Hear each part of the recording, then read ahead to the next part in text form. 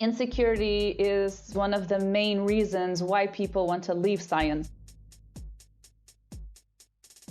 Hello and welcome to the Science for Societal Progress podcast. For this episode, I talked with Maria Pinto about the insecurities and uncertainties that especially early career researchers face in academia, whether they are thinking about leaving the ivory tower or not.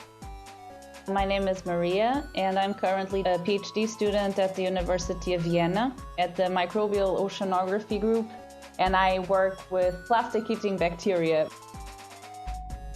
After we got to know a little bit about her work, we look at the graduate student and postdoc experience and talk about financial insecurities, the importance of knowing your worth, the discrepancy between founding a family while juggling two academic careers, and the outlook of frequently having to move homes from country to country, and the harsh competition that makes it unlikely to land a long-term position even after a decade on the job. Overall, early career researchers are foregoing salaries, benefits, and planning security for their lives to enter a bitter competition for the few permanent positions that are available. Of course, the details vary between countries and even institutes, but overall, life as an early career researcher is not cozy. We don't present solutions here, but maybe we can do something to counter the stereotype of the spoiled academic. And if you want more information, don't forget to check out the show notes on our website, www.scienceforprogress.eu. It includes a summary and resources for further reading. As a little disclaimer, when we talk about leaving science, we mean academia. Of course, you can be a scientist and also a researcher outside of academia. And with industry, we basically mean any non-independent job outside the ivory tower. I'm your host, Dennis Eckmeyer, and you are listening to episode 19 of the Science for Societal Progress podcast. Why move into a landlocked country to become a marine biologist? That was a sequence of events, actually. So I did all my studies in Lisbon. It's my hometown. And I did all my bachelor and my master's there. And then when I handed in my master thesis, I had to wait a couple of months for defending it. And I decided to come to Vienna for 2 months because my boyfriend is Austrian. So I came to Vienna to see him. And I didn't want to be here 2 months without doing anything. So I started working as a volunteer in the lab where I am currently working. And everything went well. I ended up getting a contract as an assistant for 1 year. And during this year, I wrote a PhD project for a scholarship that I then got. And that's how I ended up here. So it's actually a microbial oceanography group, but I did marine ecology in my master's. And the topic from my master's thesis was completely different, but in the end, I really like what I'm doing now. But we have to go on expeditions to be able to collect samples because we are in a landlocked country. So where do you usually go to get your samples? Me personally, I go a lot to the North Adriatic. In the north of Croatia, there's an institute with whom we have a cooperation. And they always host us there, and we know the people, and we know the boats that we can rent, so we go there a lot. But I have also been on research cruises because the focus of my group is the deep ocean. So they have to collect samples from the deep, so we have to go on cruises, and this is all around the world. Oh, wow. But in the deep ocean, you also find plastic?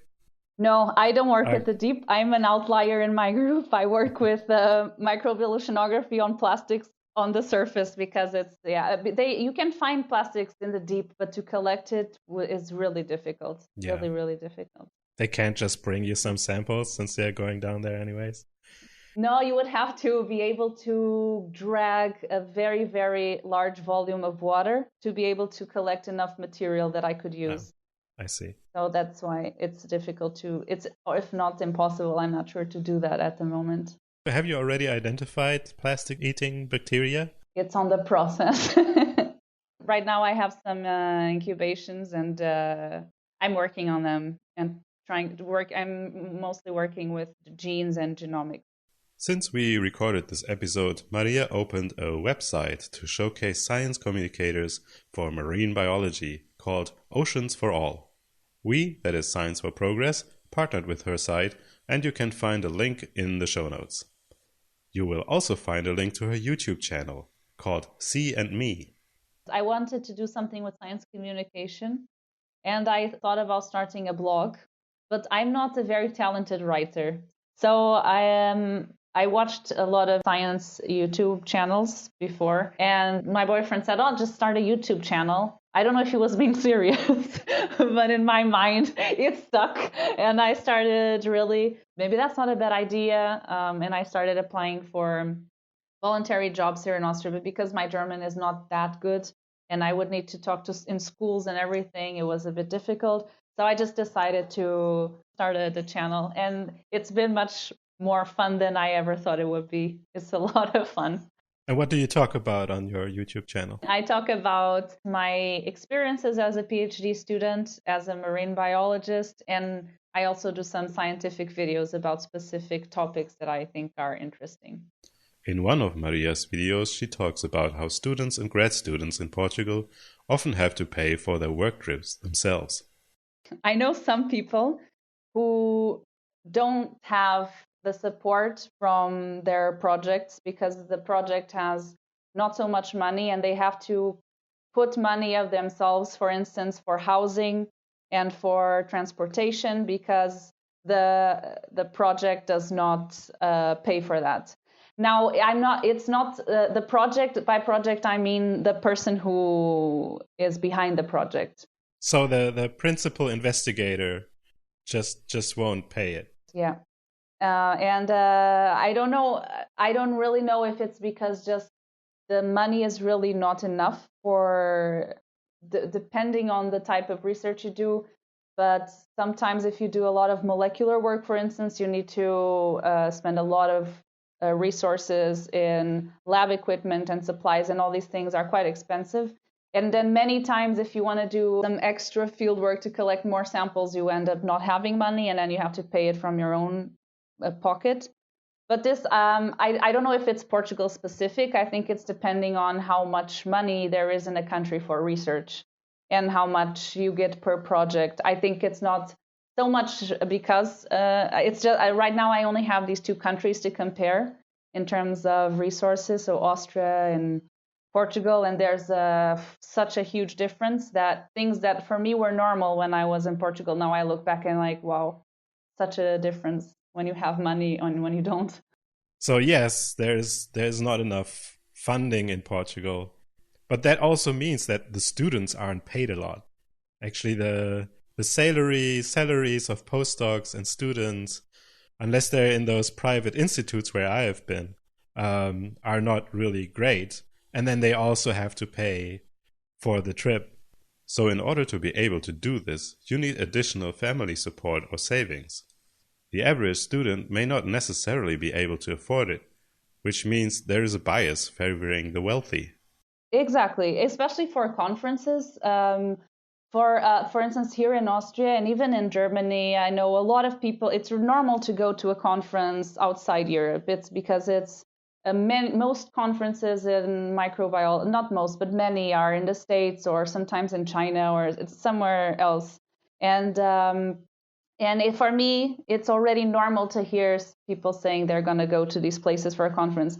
But in Portugal or people I know who are doing research, it's no one goes further than Europe because there's just usually no funding for that, or they would have to pay it themselves. Sometimes people do pay it themselves.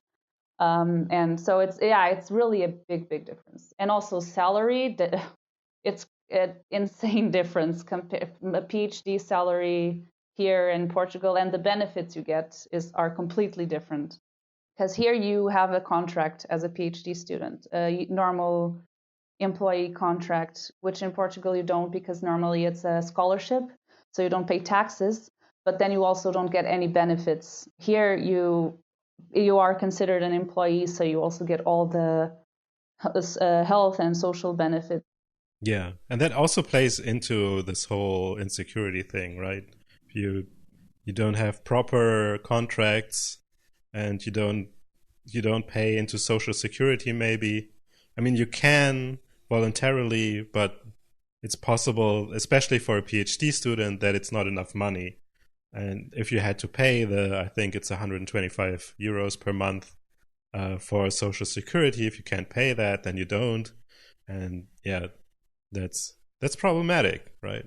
Yeah, that is. And I think in speaking again about Portugal, I know that a postdoc salary, I mean, as a postdoc, you have so many responsibilities and you're a specialist in your area. And we were talking about this today in the lab. So it's something that postdocs also think of a lot. You look at the private sector and people who know maybe 10 times less than you in a certain topic that are more general, but they earn comparatively so much more than a postdoc could ever imagine. Even here in Portugal, it's even a whole other dimension, I think. And I think it's all over the world a bit like this. I think scientists are not known to be generally super well paid. Well, no, that's true, especially not in the public sector. Yes, not in the But public here's sector. the thing. So here's the story that I was told when I was young in the 90s. Mm-hmm. So teenager deciding what to do next, right? The story narrative is you go into the private sector to make a lot of money, and you go into the public sector to have a safe job.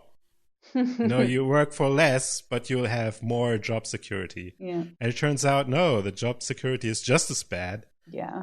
Or worse, maybe. It depends where you are. Mm. And you don't get paid. Yeah. Yes, exactly. So what is the benefit? Our academic institutes are aware of the problems people are facing at the transitions between career stages. Thankfully, workshops to inform students are becoming more common.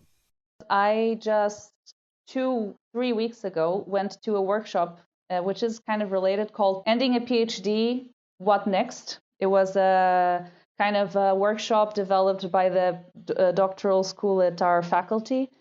And they invited people from outside academia to say what they would be looking for in someone who would be applying to their company or NGO or something. So in that workshop, did they hand you a list of skills that every PhD has that they're not aware of? Or did you develop it in some sort of game or... Yeah, it was a very self-discovery. It was very interesting and kind of motivating. It was really nice. We were only 15 people, so we were all talking with each other and talking about what we learn as PhD students, project management, teaching, or how to deal with conflict, how to work in a group, how to work under pressure, how to organize your time, how to deal with failure, all these things that once you've realized, you think, yeah, that's true, but you really never think that might be important somewhere else. And so we were just talking about examples where these tasks or these things that you learn throughout your PhD could be important. And I think even if you want to stay in science, these are good exercises to do, to be aware of your value. That was more or less the whole point, is to be aware of our value as professionals. And there was also a lady who was a coach, a scientific coach. And she was telling us it appears that there's equality being reached, that even in science, it is men, if there's someone looking at a CV and you are a woman finishing a PhD and you are between 30 and 35, they will think twice. Because they think that you are starting a family. Yes, because you will have kids and then you will not be all there for your work, and and you'll not give the whole full priority to your job. And so this still is quite a problem as well. No one says it openly. She knows, because she works with people who are responsible for making decisions, that sometimes they will think twice. So that this is something that it's not as good as people think it is. Many of my friends, not only women but men as well, think a lot about this family situation once finishing their PhD. A lot of people are considering not continuing in science because of the instability that it creates and the fact that will not facilitate building a family. And that maybe when you finally have a permanent position, then it's, you're already too old. So did you talk about the differences? I mean, what are the men and women? Do they have different problems? Normally, it's very dependent on whether or not they have a partner at the moment and how the partner is going to cope also with this instability. So this is also a big thing usually that I think plays an important role in deciding whether to stay in science or not. Funny enough, it does not seem to be dependent on women or men, at least here in the people I know. So it's quite, I already know people who left science who wanted to have stayed in science, mostly in Portugal, because they wanted to be able to stay in Portugal because of family or partners or whichever reason, and they just couldn't find a job. They would have had to leave the country. So both men and women, actually. What is your impression of what it would be like for you as a marine biologist if you continue as a postdoc? What is your outlook? If I would not stay for a couple more years in my lab, which is a potential possibility, not 100%, but would be for the next 2 years, not forever, I would probably go maybe for a postdoc in the US or in Germany, because it's where the labs that have groups that I'm interested, that work with topics that I would potentially be interested in. And then it's a big question mark. Then I really don't know. But I guess for the next couple of years, I would leave Austria unless I would stay 1 more year in my lab. But I think because of contract things, I cannot stay more than 1 more year. So then I would have to leave Austria, or because it's the only one that works with marine microbial oceanography here. So I would leave to another country for at least, I guess 2 or 4 more years. And then so then I would really have no idea. Then I guess at the end of the postdoc, then I would have to decide where to go or what to continue, what to do. Did you already gather some information about what kind of contracts you could expect if you go to the US or to Germany? Is it more common to have longer contracts or short-term contracts? It's short-term. 2 years is the common. It's not enough for a study. No, it's 2 years postdoc, 2 to 3 years. 3, but I saw, because I am part of some mailing lists for position openings, and I saw some on postdocs, and sometimes I check just to have an idea of what's out there. And it's normally for 2 years. Yeah, and Germany and the States also the same, 2 years. It sounds like you would have to have a clear idea what your experiments will be and what you can do in the lab before you even start, because otherwise you don't have the time to do a full study in 2 years. I think usually what happens is you come to projects that are already being developed, and you suddenly become part of it, and then you create your own project within this project if you are a new postdoc, because I think also there's a lot of possibilities to extend then your project, or to apply to a new project, and then you have more points when you apply because you say, I already did these preliminary experiments and now I want more money to continue so that I can have results. I think a lot of people end up doing postdocs for 4 or 5 years in the same place. They manage to extend somehow the money and the grant and the project. But usually I think the initial plan is 2 years, and then you can try to get more funding for continuing your research. It looks like for me one of probably the most stressful times, because you have to have so short period of time, and you have to show what you're worth, kind of, so that you can then apply to new grants and ultimately get a permanent position somewhere. Let me throw in a short announcement. Science for Progress is free and accessible. However, in order to keep going and to continue and improve and grow, we need your help.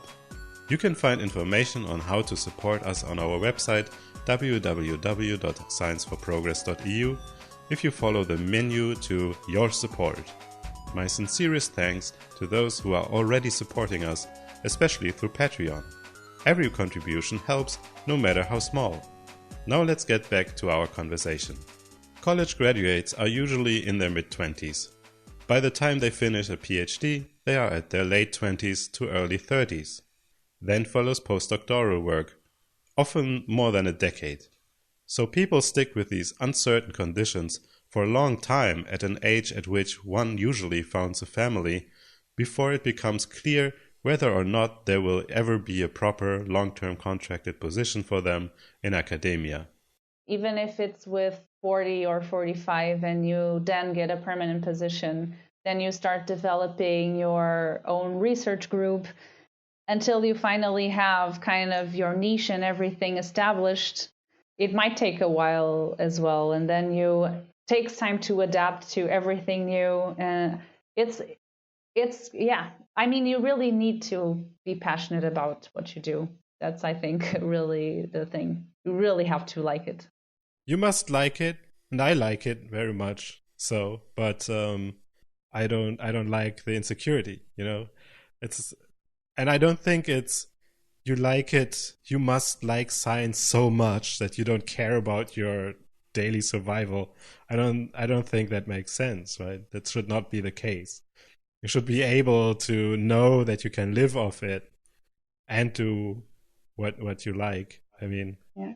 But the system is kind of built that way. I think that you have to, the ones who stay are the ones who love science so much that they are ready to like give up a big part of their lives for it.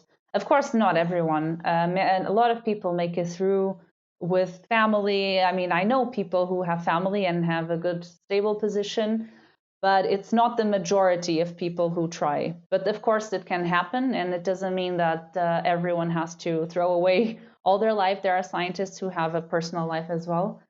But now I think because there are so many at the PhD level, there are so many people now doing a PhD, and the number of people who think about pursuing science as a career has increased so much that competition is, I think, growing so much that it ends up kind of being the people who give everything to science that stay, and everyone else, by their own mentality, start dropping out because they think, this is, I don't want the hassle, I don't want this. And yeah, and there is no, it's kind of sad that a lot of people give up because of that. So what are your plans when you're done? Your actual plans?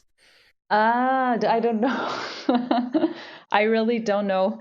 Yeah, so this is really close to my heart right now, this topic, because definitely the job security is something that plays a big part in my decision right now, in terms of, but not so much the 2-year plan, to be honest. It's more the idea that I might have to change the country I live in every 2 years, and or every 3 years or every 4 years. And I'm just not sure if I want that. And it would be, I think, different if I would know that after 5-6 years, I would maybe get, okay, I can struggle through these years traveling around, but I know that afterwards I will have a permanent position. But even seeing people who are now, almost 50, and only now they're getting a permanent position, it frightens me a bit in this sense. And yeah, so I really don't know, because I really like science and I really like what I do. And even if I don't stay in science, I would like to have some connection with the environment and science somehow, because I really enjoy it. So, and I'm enjoying my PhD. This is a good note to end this episode on. So let's summarize. For a PhD student, I think the main insecurities are, first of all, deciding whether or not you want to stay in science. If you want to stay in science, then dealing with the insecurity of not knowing where you will end up. in some years from now. And then if you decide that you don't want to stay in science, is feeling insecure about your own abilities, kind of feeling like you're useless to do anything else. I think I don't know if this might be a specific problem to biology and ecology. I don't know, maybe if you do a PhD in chemistry or in fields where you might be able to apply more the techniques you use in the industry or other type of companies, maybe you don't feel this so much. But in ecology, we feel this a lot, I think, because we think, who is going to care in a company about the things we do? And there's a lot of insecurity in this. All these concerns are not new, but have been around and worsening for at least 2 decades. Very successful, award-winning senior scientists are on the record for stating that they would not have been able to have a career in academia under the current conditions. Others state that these conditions, in particular the harsh competition, have begun to hurt the advancement of science due to rising numbers of depression and anxiety among early career researchers. This situation pushes attention of the researchers towards their careers and away from rigorous scientific work. Some countries are trying to lift the burden through legislation, but this has not been particularly fruitful so far.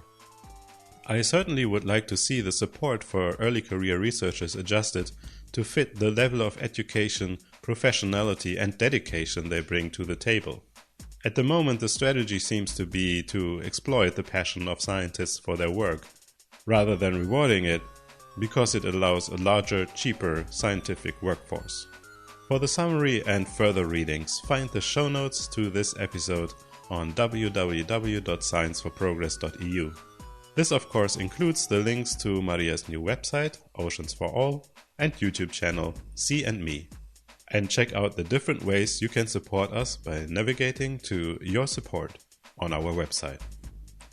If you have questions, critique or suggestions, get in contact by email info@scienceforprogress.eu or on social media @sci4progress for Twitter and Facebook. Have a good day. Bye bye.